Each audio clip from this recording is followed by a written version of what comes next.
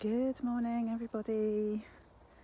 I thought I'd do a short video this morning about barefoot walking because I'm out on the autumn equinox with my feet on the ground with my dogs, Ziggy. Here are my feet. And I've just kicked off my flip-flops, which I like to wear when I come out because of the ease of which I can kick them on and off while I'm doing some barefoot walking. And yeah, it's still warm enough today to wear flip-flops. So I thought I would kick my shoes off and do some barefoot walking. And I've done more barefoot walking this year than I've ever done before, actually. I've done a large part of my morning dog walks in barefoot, and I've loved it. And as I put each foot down on the earth, it's like I feel a huge release. I can feel within my energy, within myself, I can feel the energy being dispersed. I can feel all of the positive build-up of energy that goes on throughout the day being neutralised. I can feel in my body the impact of grounding. So I haven't really done a massive amount of research on grounding or looked at the science around it, though there are lots out there that I would like to delve into given the time to kind of back up my body wisdom, if you like. But really, this is about us knowing and feeling things in our body for ourselves, about coming back to what we know the truth to be just by our own lived experience, really. The other benefit I feel when I'm walking barefoot, apart from this letdown, this dispersing of energy that I sense, is that it brings me so aware of the forest floor and what's on the ground and what I'm walking on, and I can sense and feel it all beneath my feet as I walk. So back there I just walked over lots of beech nuts. Obviously they really let me know they're there when you're walking barefoot, and you can walk over them. They're not as prickly. I don't have a problem going over them, and I don't come across many sharp objects while I'm walking, to be honest. It's not as if I feel any ouches on sharp things that I stand on. It does force me into walking much more mindfully, so I put my feet down in a much more conscious way so that I feel how my feet are responding to the various things that I'm stepping onto. And it's quite interesting to just watch and feel the body's natural reaction to adjust for what the feet come into contact with, and to watch that change over time when you're doing more and more barefoot walking.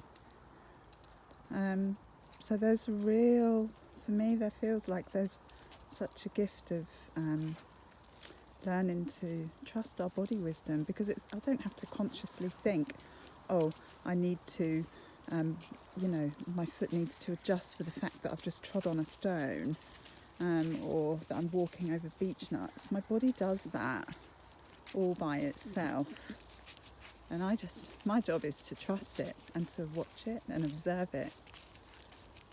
And that's a really powerful way for me to start the day, and to bring these reminders of trusting the ease of nature and the wisdom of our body on a daily basis as we go through life. I was thinking this morning, I had all these wonderful intentions of starting wild swimming this year. I wanted to immerse myself in the waters in the peak of summer when it was most palatable, and then kind of keep going throughout winter. I just trod on something a little prickly there. Keep going throughout winter so that I adjusted to it. However, it hasn't happened so far. I haven't managed to get to a body of water in which I can swim regularly. But what has happened quite naturally is this growth of my barefoot walking. That wasn't a conscious intention that I set at the beginning of the year. That was just something that happened quite naturally. So I'm thinking, I don't know, but I'm toying with the idea of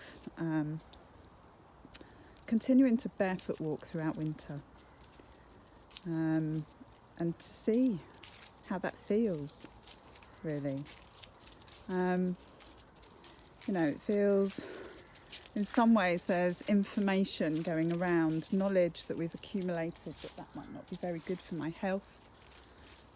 Walking barefoot in freezing cold conditions might not be very sensible. But what I've learnt most on this journey back to nature and trusting our own true nature is this immense body wisdom that we have. So long as I'm in tune to how my body's responding to walking barefoot, and as long as I adjust and respond to that, whether that means letting go of any goals and intentions I'd set myself, and surrendering to the fact that I can't barefoot walk all year because it's not, my body's telling me no, or whether that means yes, keep going, walk in the snow, in the ice, then I don't know. But the key is that I will listen to my body and let my body be my guide as to whether barefoot walking is okay for me to do on any given day. And it also feels like such a wonderful meditation to be with in order to come back to nature, our true nature, and our own body wisdom when making decisions, trusting that we know what we need to do.